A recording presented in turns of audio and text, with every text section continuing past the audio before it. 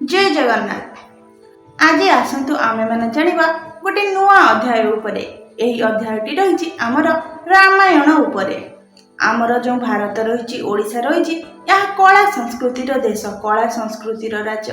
एठी काहे केउ पुरातन कालरू मुनि ऋषिगण निजर वेदध्वनि प्रतिष्ठा करिसंती। तांकर वेदमय संगीतरे समग्र सृष्टि, समग्र विश्व मंत्रित होई उठिछि। ओडिशा एवं भारतर समग्र विश्व गोटे अनन्य नाम रही। ओडिशार जो रही रामायण, भागवत, ए सबु ओडिशा को विश्व दरबार रे परिचित कराई थाए। ता मध्यरु गोटे होछि रामायण। प्रभु रामचंद्रंकर जीवनर कष्ट, दुख तथा तांकर प्रजापालन ए समस्त गाथा को नेइकरी रामायण रचित होइछि। एही रामायण मध्यरे बहुत किछि चरित्र रहिचंती। ता मध्यरु गोटे चरित्र होछि शूर्पणखा। शूर्पणखा बोली कहले समस्ते जानिछंती से होछि रावणर भौणी।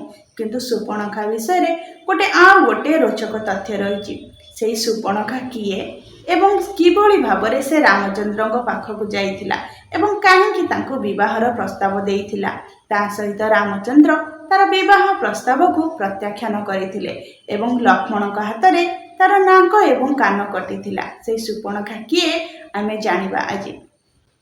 तो से जो शूर्पणखा थिला, प्रभु रामचंद्र, माता सीता एवं लक्ष्मण को नहीं जेतेबेले वनवास जाइथिले, से वनवास समय रे से पंचवटी रे कुटीर करी रहिथिले। पंचवटी रे कुटीर करी रहिबा समय रे बहु कष्ट रे जीवन यापन करुथिले। से पंचवटी रे से फलमूल खाई बंचुथिले। सेठी तो से राजा पुआ हेइथिले भी से पंचवटी रे से छोट पत्र कुड़िए करी रहिथिले। बनर फलमूल खाई चलुथिले एवं सन्यासी परि जीवन यापन करुथिले। थरे गोटे दिन रामचंद्र बन रे बुलुछंती। तो सेही समय रे गोटे असुरुणी सेही बन रे चलीगला। से असुरुणीर नजर पड़ीगला प्रभु रामचंद्र उपरे। प्रभु रामचंद्र से असुरुणी को देखि हतबाक हो जाइथिले, किंतु डरी नथिले।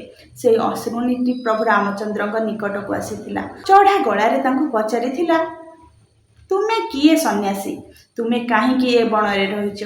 ए बनरु वर्तमान बाहरी जाओ। किंतु प्रभु रामचंद्र निवेदन करी कहिथिले, मो घर द्वार छाड़िकी आसीछि, सन्यासी परि जीवन यापन करुछि, केउठारे रहिबी? एई भली भाबरे असुविधा रहिछि, वनवास करुछि, साथरे परिवार धरि रहिछि, टिके दया करंतु, मो एठारे किछि दिन अवस्थान करी पुणी फेरी जीवी स्थानरु।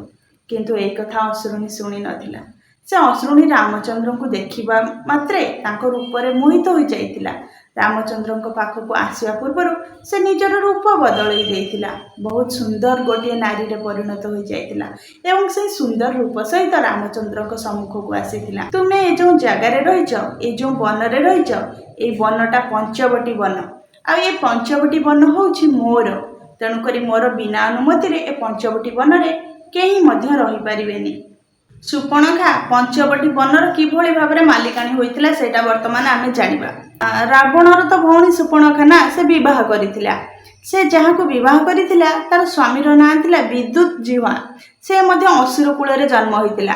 तार एमती भी नामकरण होबार गोटे निर्दिष्ट कारण अछि। तार जो जीभ थिला, ता स्वामी शूर्पणखार स्वामी विद्युतजिह्वा, तार जो जीभ थिला ता जीभरे विद्युत रहितिला। से प्रति क्षण जहाँ को चाहूला बिजुली माध्यम विद्युत माध्यम नष्ट कर देउतिला। से जो जिनस को जीभ देखई देउतिला ता जीभर विद्युत बाहरी से जिनस को पोड़ी जाली छारखार कर देउतिला। एमती शक्ति थिला ता पाखरे। तो गोटे दिन कौन होइछि ना, रावणर दरबार बसिछि। तो दरबार रे बहुत राजा, मंत्री, विभिन्न सभासदगण माने समस्त बसिचंती। तो से समय कौन होइतिला, रावण गोटे प्रश्न पचारिथिला समस्त को। कहितिला, स्वर्ग, मर्त्य, पाताल तीनिपुर रे सबुठार अधिक सुंदरी किए? रावण ये प्रश्न पचारिथिला। समस्त विभिन्न विभिन्न उत्तर देइथिले। किए कहितिला रंभा सुंदरी, किए कहितिला मेनका, किए कहितिला उर्वशी। तो विभिन्न स्वर्ग, मर्त्य, पाताल रहिथिबा विभिन्न नारींगर नाम अन्य अन्य प्रकार समस्त कहिथिले। किंतु जेतेबेले शूर्पणखार स्वामी विद्युतजिह्वा, जी होछि रावणर कौन भिणोई, आ रावण होछि तार शला, विद्युतजिह्वा को जेतेबेले पचरा जाइथिला, विद्युतजिह्वा कहिथिला, ना एमाने समस्त जहाँ कहउचंती भूल कहउचंती। ए स्वर्ग, मर्त्य, पाताल तीनिपुर रे सबुठारु अधिक सुंदरी होछि मंदोदरी। आ मंदोदरी के जानछन्ती ना, मंदोदरी होछि रावणर धर्मपत्नी। तो यही उत्तरटा जेतेबेले रावण शुणीदेला, असुर कूल रे तो जन्म ना, आ असुरंकर प्रकृति असुर को जना अछि। ଯେମିତି କୁହାଯାଏ କାଲଠାର କାଲ ମା ଜାଣିଛି, ଠିକ୍ ସେମିତି ଅସୁରଙ୍କ ପ୍ରକୃତି ଅସୁର ଜାଣିଛନ୍ତି। ରାବଣ ଯେତେବେଳେ ଏଇ କଥାଟି ଶୁଣିଦେଲା ତା ମୁଣ୍ଡକୁ ସାଙ୍ଗେ ସାଙ୍ଗେ ଚିନ୍ତା ପଶିଗଲା, କାଳେ ବିଦ୍ୟୁତ୍ ଜିହ୍ୱା ମୋ ସ୍ତ୍ରୀ ଉପରେ ଆକ୍ରମଣ କରିପାରେ। କଳ ବଳ କିମ୍ବା କୌଶଳ କୌଣସି ପ୍ରକାରେ ମଧ୍ୟ ସେ ତାକୁ ନେଇଯିବାକୁ ଚେଷ୍ଟା କରିବ। କାହିଁକି ନା ଯେତେବେଳେ ବିଦ୍ୟୁତ୍ ଜିହ୍ୱା ଆଖିକୁ ମନ୍ଦ ଧରି ସୁନ୍ଦର ବୋଲିକିରି ଦେଖାଯାଉଛି, ସେ ତାକୁ ସବୁଠାରୁ ସୁନ୍ଦର ବୋଲି ପରିଗଣିତ କରୁଛି, ତା ମାନେ ତା ନଜରଟା ମନ୍ଦ ଧରି ଉପରେ ଅଛି। ତ ଏଇ ଭୟରେ ଏଇ ଆଶଙ୍କାରେ ବିଦ୍ୟୁତ୍ ଜିହ୍ୱା କାଳେ ମନ୍ଦୋଦରୀକୁ ହରଣ କରିପାରେ କିମ୍ବା କୌଣସି କୌଶଳରେ ନେଇଯାଇପାରେ। ତ ଏ ବିପଦକୁ ଟାଳିବା ପାଇଁ, ବିପଦ ନ ଆସୁ ତାର ଗୋଟେ ମୁକାବିଲା କରିବା ପାଇଁ ରାବଣ କ'ଣ କରିଥିଲା, ବିଦ୍ୟୁତ୍ ଜିହ୍ୱାର ଶରୀରରୁ ତାର ମସ୍ତକକୁ ଛିନ୍ନ କରିଦେଇଥିଲା। ସାଙ୍ଗେ ସାଙ୍ଗେ ସେଇ ସଭାରେ ତା ବେକକୁ କାଟି ଦେଇଥିଲା। ତ ତାପରେ ସେତେବେଳେ ତା ବେକ କାଟିଦେଲା, ଭିଣୋଇର ବେକ କାଟିଦେଲା ତା ଭଉଣୀ ସୁପର୍ଣ୍ଣକା। ତା ଭଉଣୀ ଆସିକିରି କାନ୍ଦିଲା, କହିଲା ଭାଇ ତୁମେ କ'ଣ କଲ? ମୋ ସ୍ୱାମୀକୁ ମାରିଦେଲ, ମୁଁ ଚଳିବି ବଞ୍ଚିବି କେମିତି? ରାବଣ ତ ରାଜା, ତା ପାଖରେ ହଜାର ହଜାର ଗ୍ରାମ, ହଜାର ମାନେ ବହୁତ ସଂଖ୍ୟାରେ ତା ପାଖରେ ଭୂମି ଥିଲା।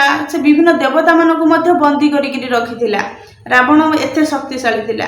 ତ ତାପରେ ରାବଣ କ'ଣ କହିଥିଲା, ମାନେ ଭଉଣୀକୁ ବୁଝେଇବା ପାଇଁ ଯେ ତା ସ୍ୱାମୀକୁ ମାରିଦେଇଛି, କହିଥିଲା ଯା ମୁଁ ତତେ ଏଇ ପଞ୍ଚବଟୀ ଅରଣ୍ୟଟା ଦେଇଦେଲି, ତୁ ଏ ପଞ୍ଚବଟୀ ଅରଣ୍ୟର ମାଲିକାଣୀ ହେଲୁ, ତୋର ଆଉ କୌଣସି ଅସୁବିଧା ରହିବନି। ତା ଭଉଣୀକୁ ଖୁସି କରିବା ପାଇଁ ଭଉଣୀର ସ୍ୱାମୀକୁ ମାରିଥିବାରୁ ରାବଣ ସୁପର୍ଣ୍ଣଖାକୁ ଏଇ ପଞ୍ଚବଟୀ ବନଟି ଉପହାର ଦେଇଥିଲା। ତ ଏଇପରି ଭାବରେ ସୁପର୍ଣ୍ଣଖା କ'ଣ ହେଇଥିଲା ନା ପଞ୍ଚବଟୀ ବନର ମାଲିକାଣୀ ହେଇଥିଲା। ତାର ସ୍ୱାମୀ ମରିଥିଲା ଏବଂ ସେ ପଞ୍ଚବଟୀ ବନର ମାଲିକାଣୀ ହେଇଥିଲା। ଯଦି ଆପଣମାନଙ୍କୁ ଆମ ଭିଡ଼ିଓଟି ଭଲ ଲାଗିଛି ତ ଏହିପରି ଭାବରେ ଆମର ସଂସ୍କୃତି, କଳା, ପରମ୍ପରା, ଆମ ଓଡ଼ିଶା ଭାରତର ବିଭିନ୍ନ ପ୍ରକାର ଲୋକ କଳା, ପର୍ବପର୍ବାଣୀ, ବିଭିନ୍ନ ପ୍ରକାର ଯେଉଁ ଗାଥା ରହିଛି ସେ ସମ୍ପର୍କରେ ଜାଣିବା ପାଇଁ ଆମ ଚ୍ୟାନେଲଟିକୁ ସବସ୍କ୍ରାଇବ୍ କରନ୍ତୁ। ଧନ୍ୟବାଦ।